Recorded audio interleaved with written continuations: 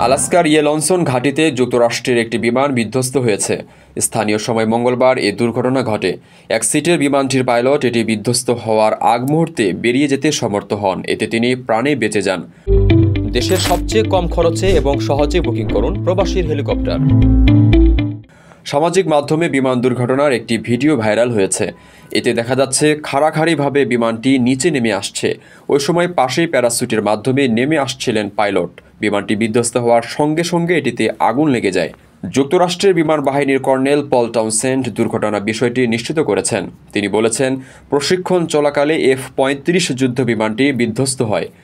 Pilot যথাসময়ে বের হয়ে যেতে সমর্থ হন। জানা গেছে, বিমানটি অবতরণের চেষ্টার সময় যান্ত্রিক গোলযোগ দেখা দেয়। এক পর্যায়ে বিমানটি নিয়ন্ত্রণের বাইরে চলে যাওয়ার পর তিনি দ্রুত বের হয়ে যান। দুর্ঘটনায় বিমানটি ব্যাপক ক্ষতিগ্রস্ত হয়েছে বলে জানিয়েছে বিমান ঘাঁটি কর্তৃপক্ষ। F-35 যুক্তরাষ্ট্রের ইতিহাসে সবচেয়ে দামি বিমান। এটি তৈরি করে লকহিড মার্টিন।